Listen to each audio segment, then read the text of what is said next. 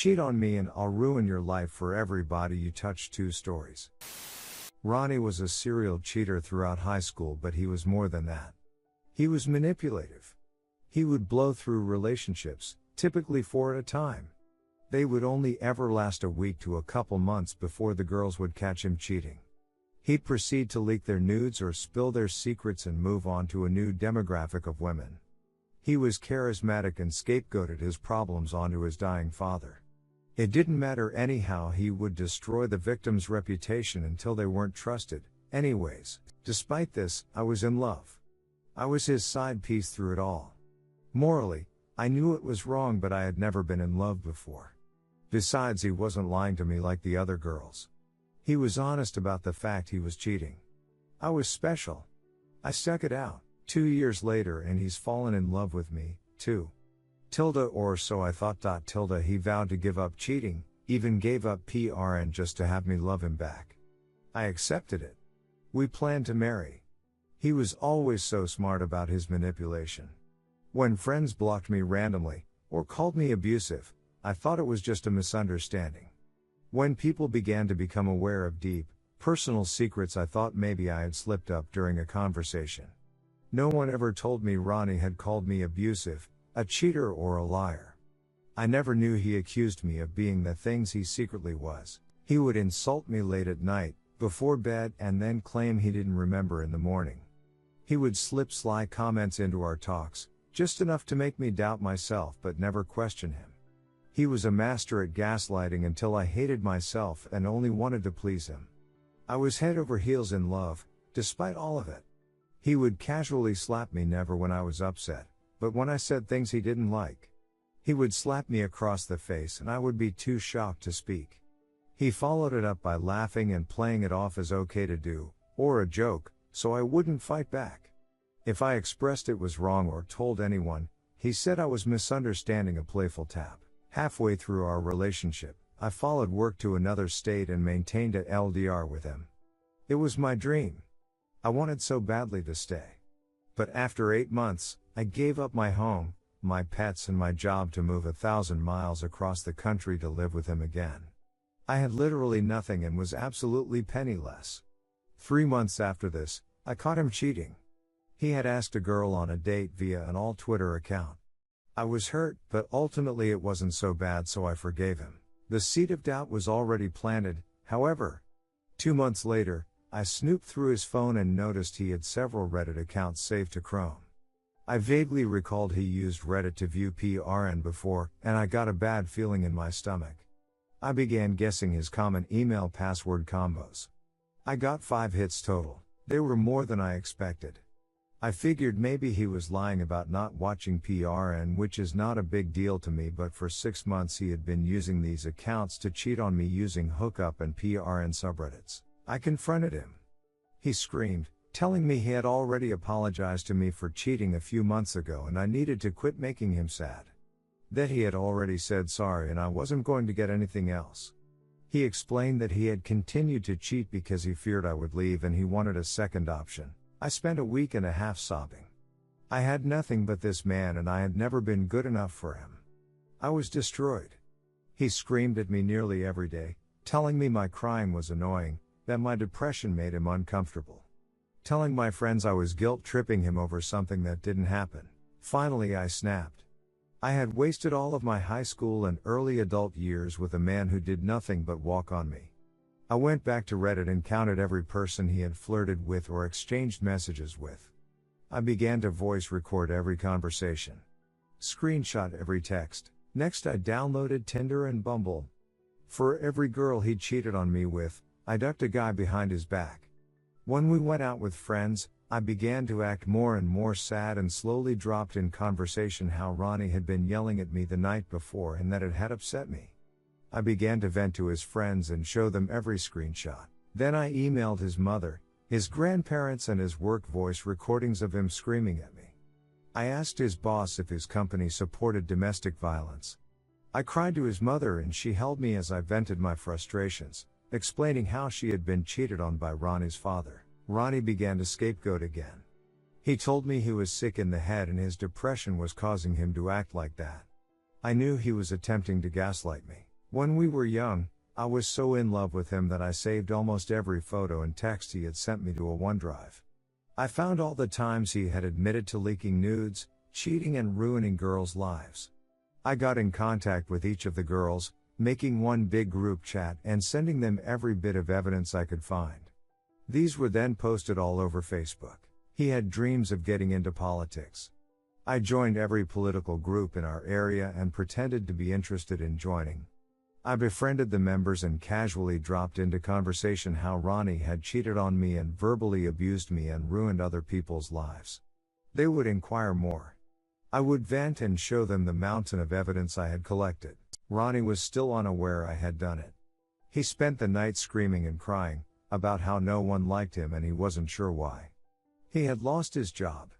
His friends and family wouldn't speak to him. He was being publicly shamed on social media and his political group had ousted him. I finally dropped it onto him that I had done it and I was leaving. During all this, I had secretly removed what little money I had from his bank account and contacted distant relatives and asked for a place to stay. I was leaving. He didn't have anything left to abuse or manipulate. I don't have a solid ending for this. I just wanted to say duck you, Ronnie. I wasted my youth being abused and I won't stand for it anymore. Story 2. This happened about 6 years ago when I was halfway through my medicine degree. In my country, it is not as difficult to enter med school like in the USA, so I was very young, barely 20 years old at the time. Also, I had just recently came out of the closet. Yes, this is a gay story, hee hee. This is very important, because I came out after my first ever male love interest, we will call him Andrew, rejected me and basically outed me to the entire faculty in the process. But that is another story. So, I was in the middle of a very hard twosome meaning heartbreak when here I met the third protagonist of this tale, my rebound, who I will call Philip. Well, I had met him before, around the time I was trying to woo Andrew, because the two of them hated each other, the sworn enemies kind of thing. So, it seemed natural that he came to me after the rejection. Andrew and I had been very good friends and Philip befriended me to get intel or something he could us against him.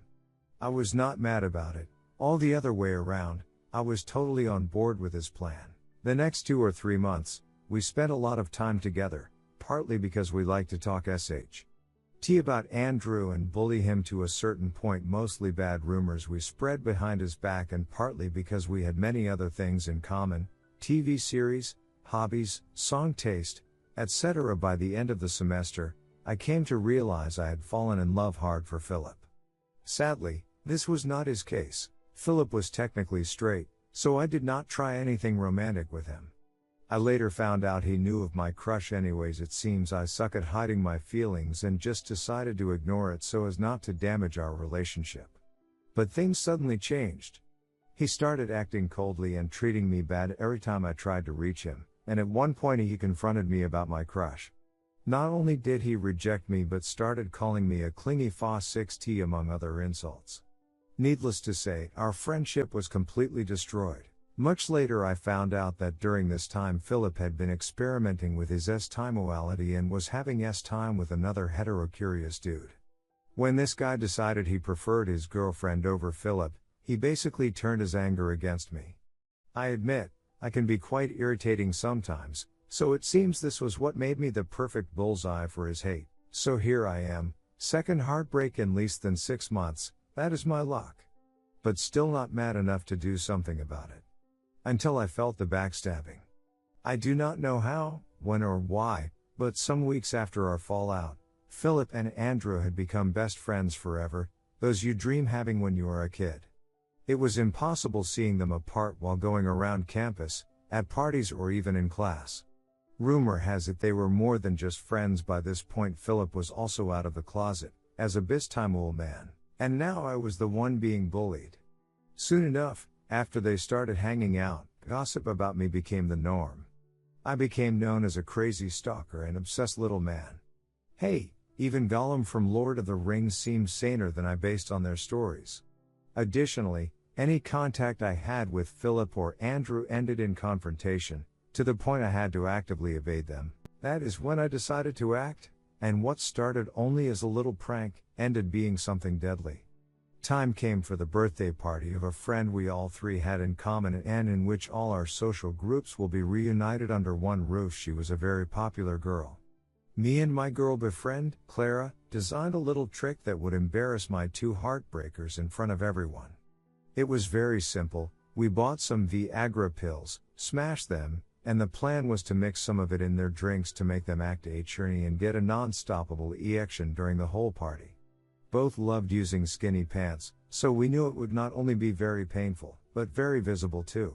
Clarification: as med students, we knew mixing alcohol and Viagra could have side effects, so we calculated a low dosage for our prank. This will be important later. Flash forward, we are all in the party and everything is going great. Too great, I will say. I was very happy, and very drunk. I even thought of just letting my stupid plan go to waste and enjoy the party. But in the end, my bad judgment won. With Clara's help, it was not hard to slip the Viagra powder in my target's drinks while everyone was distracted. They sipped it whole. Minutes later, I could see the effects of the drug on Andrew as he was trying to get away from anyone in the dance floor while covering his privates.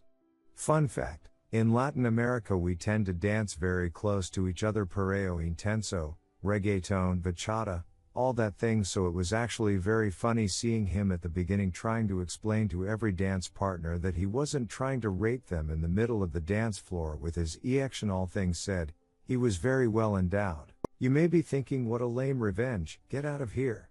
But this is not the end. While Andrew was suffering the funny side effects, Philip was not that lucky. His friends were asking if anyone had some medicine for pain control, as he was having a moderate migraine. Remember the doses thing? Fearing I had screwed up and gave him more than what I wanted, I came to check on him, to see if he was alright. What happened next was what led to the unfortunate events of the rest of the night. When I came close, he pushed me away very hard and threw me to the floor. He was drunk, churny and had a headache, all things making him more aggressive than usual. He started insulting me in front of everyone, shouting that I was trying to take advantage of him while he was sick. If not for some of the people around us that stopped him on time, he would have hit me in the face. In that moment I snapped. I hated this guy. I hated him with all my heart. I hated that I was again the center of all the mean looks because of his dumb comments. I hated him so much, I decided I wanted him dead. Remember, dear reader, I was drunk. Under normal circumstances I would have not been able to pull this through. But the alcohol had weakened my moral compass and the anger had ended the job. I stood up, did not say a thing against him, and went looking for the first aid kit.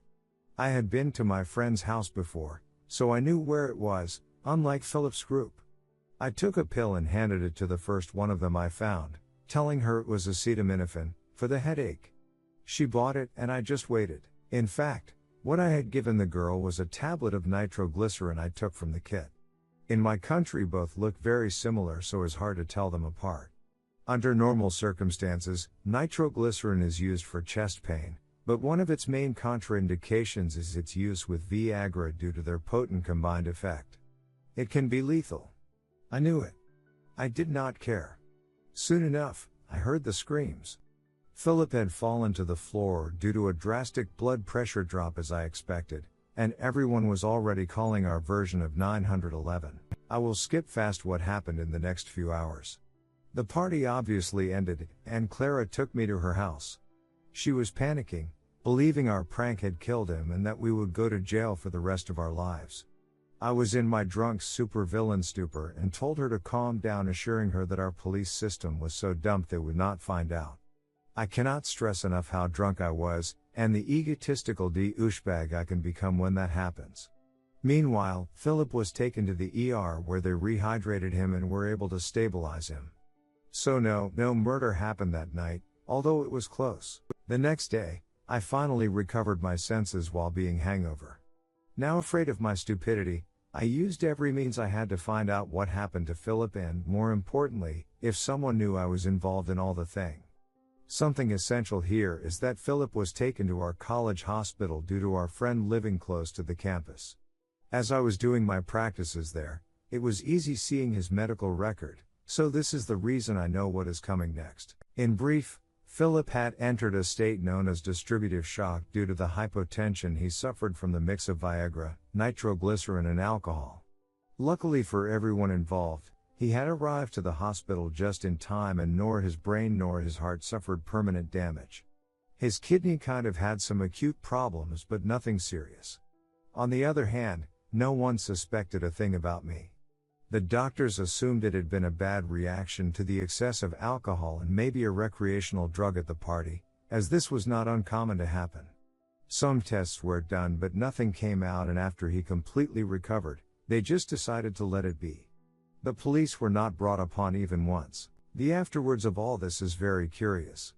I assume that due to his near-death experience, Philip became more docile, if you could say. The rumors about me stopped and, with time, our animosity towards each other faded. Same with Andrew. Later that year I found a boyfriend and my heart slowly recovered from what happened with the duo.